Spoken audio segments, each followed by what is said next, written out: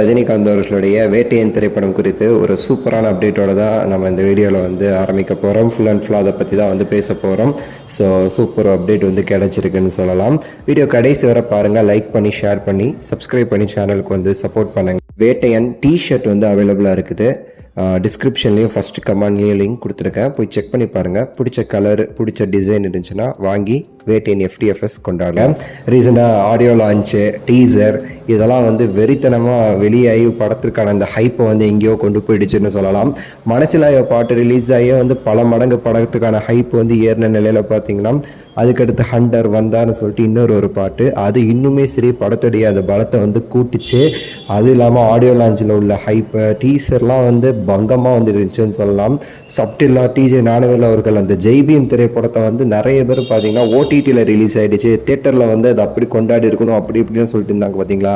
அதே கதைக்களம் கொண்ட ஒரு படமாக தான் வந்து இந்த வேட்டையன் திரைப்படமாக அமைஞ்சிருக்கு. அப்படிங்கிறதுனால பார்த்தீங்கன்னா ஒரு பெரிய ஒரு ஹைப் வந்து இந்த படத்துக்கு வந்து ஜென்ரேட் ஆகிருக்கு அப்படிங்கிறத நம்ம வந்து டீட்டெயிலாக நம்ம சொல்லலாம்.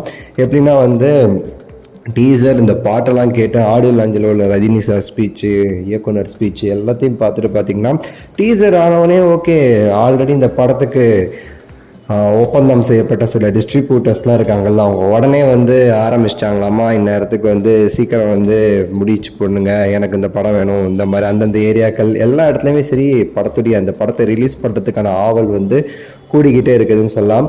அது மட்டும் இல்லாமல் வேட்டையன் வந்து சிங்கிள் அலோன் ஃபில்மாக வந்து ரிலீஸ் ஆகுது. கங்குவா வேற தள்ளி போயிடுச்சுங்கனால இது ஒரு படம் தான் அன்றைக்கி வந்து ஃபுல் அண்ட் ஃபுல் தமிழ்நாட்டோட எல்லா தட்டிலும் இந்த ஒரு படம் தான் வந்து அப்படி வந்து பயங்கரமாக வந்து ரிலீஸ் ஆக போகுது அப்படிங்கிறதுல மாற்று கருத்து இல்லை. அப்படிங்கிறதுனால படத்துடைய கலெக்ஷனுமே பெரிய அளவுக்கு வந்து எதிர்பார்க்கப்படுது. ஸோ முதல் நாள் கலெக்ஷனே வந்து 100 கோடிகளை வந்து தாண்டும் சொல்லி எதிர்பார்க்கப்படுது. நான் சொல்கிற 100 கோடி எல்லாமே உண்மையான கலெக்ஷன், வட கலெக்ஷன் கிடையாது. 120 140ன்னு சொல்லிட்டு வடையில் வந்து சொல்லலாம், என்ன வேணால் சொல்லலாம். 10,000 ஸ்க்ரீன் ரிலீஸ் ஆன ஜவானு அந்த படமே வந்து அவ்வளோதான் கலெக்ஷன் பண்ணியிருக்கோம். இவனுங்க ஒரு தமிழ்நாட்டை தாண்டினா யாருன்னே தெரியாத ஆட்கள்லாம் வந்து 4000 3000 ஸ்க்ரீன் ரிலீஸ் பண்ணிவிட்டு 150 கோடி 120 கோடின்னு சொல்லி போட்டுட்டு வந்து வடை சுடுற கேங்கு நம்ம கிடையாது. ரஜினி சாரோட கூட எப்படின்னு சொல்லி உங்களுக்கு தெரியும். அதுக்கு எடுத்துக்காட்டே வந்து கபாலி அண்ட் 2.0 தான். ஸோ அந்த மாதிரி இந்த படத்துக்கு வந்து ஒரு 100 கோடி கலெக்ஷன் கிடைக்கிற அளவுக்கு ஒரு பெரிய எக்ஸ்பெக்டேஷன்ஸ். அதுக்கு காரணம் என்ன அப்படின்னா அந்த கேரக்டர் ஸ்டார் ஃபஹத் ஃபாசில் மலையாளம் ஃபுல்லாக வந்து கவர் ஆகுது.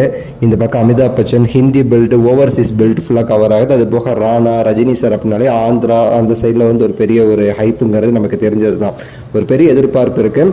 பார்க்கலாம், அவங்க கருத்தை சொல்லுங்கள், லைக் பண்ணுங்கள், ஷேர் பண்ணுங்கள், சப்ஸ்கிரைப் பண்ணுங்கள். அடுத்த வீடியோவில் சந்திக்கின்றேன். நன்றி, வணக்கம், மகிழ்ச்சி.